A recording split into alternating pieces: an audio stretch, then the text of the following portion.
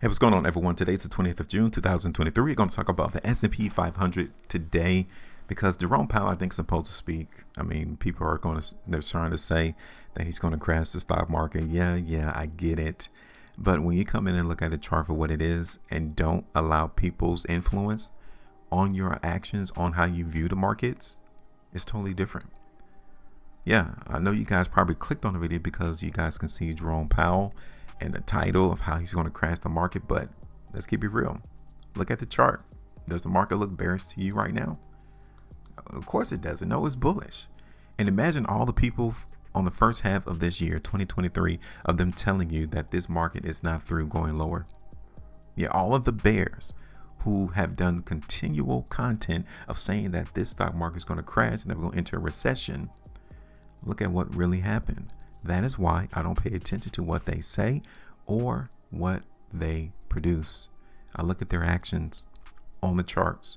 It is the market that dictates where price is going to go. Ultimately, you can say one thing, but do something totally different. Like Peter Schiff, he is the ultimate bear of the millennia. He has always been a bear. But the markets continue to go up. He's probably even there buying. Yeah, he has to be. Because if he hasn't bought any of these stocks, any of these indexes, he will be out of business.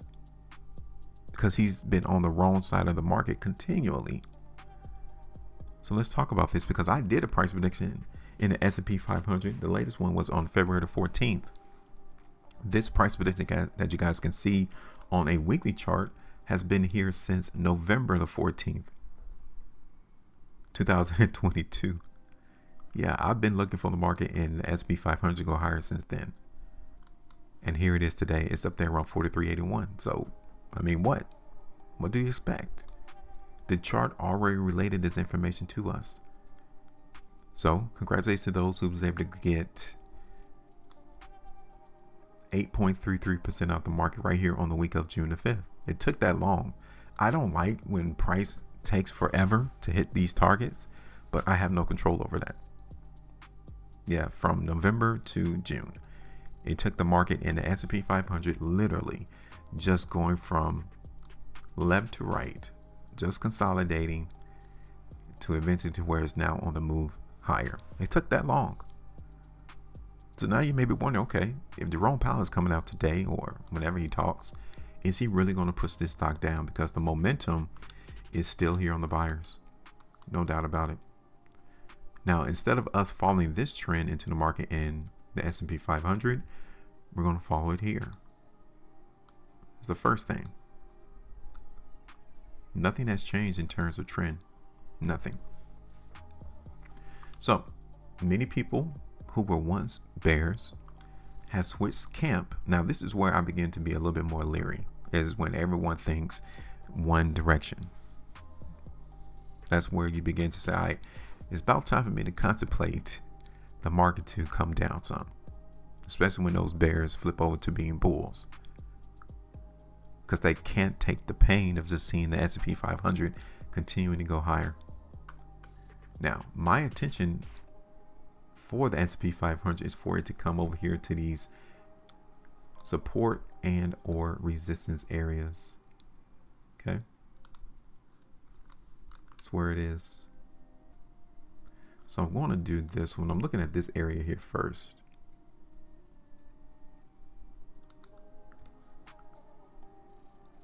So you can see it's like 45.40 as a resistance point to 46. Those would be my next two targets. Okay, 45.40 to like 46 would be my ultimate one. And if we see price break above 4,600, then the biggest level for the S&P 500 nearing all-time highs on this chart, it's going to be around 47.30. Okay, now here it is on the 3-weekly chart. Look at the last 3 weeks. We finally saw price in the S&P 500 break above 4,200 points. On strength, we got an indicator. So this market currently is still bullish. Even if we do see price fall, we don't want it to see it fall below 4,200 though. If that occurs, then we need to talk. we need to have another conversation. I would say 4150 right here. We don't want to see the market in the SP500 fall below 4150.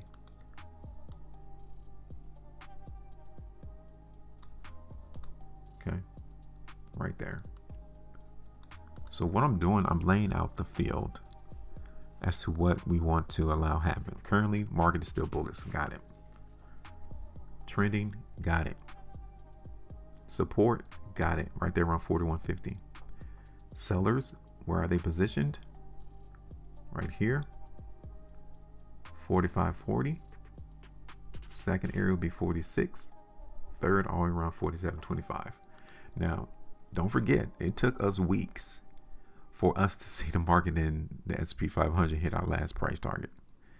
So don't be surprised if it takes this index even longer. Just wait to run up. Here it is on the 5. Okay, so we still saw this indicator of strength right here into the market in the SP500, but I want you all to recognize where the market closed. It closed off the highs. That tells me that sellers definitely came into the market over the last 5 weeks. Here it is on the monthly chart. On the conclusion of the monthly, 2 days, 10 hours, I want to see the market up here though. That would be great. Where it is now, it tells me that there's some selling mixed in the market in the SP500, but we're not going to change our analysis. We're going to look for the price to go up. Okay. And ultimately, we don't want to see the market fall below 41.25. Again, if it does, then that tells us that we are on the wrong side of the market. That's what it means. First target. I'm going to do my first target around 4,500, like 44.95. 44.95. That's like 2.5%. Okay. I get it. It's not a lot, but looking at the market in the SP500 back here in 2021, that could definitely be a resistance area. Second target, 45.40. That is 3.5% there. Then my final target is up here around 4,600, which is like 5% move to the upside right there. Okay. And I am done. Give me your thoughts. Make sure you maintain the profitability. And as always, trade different.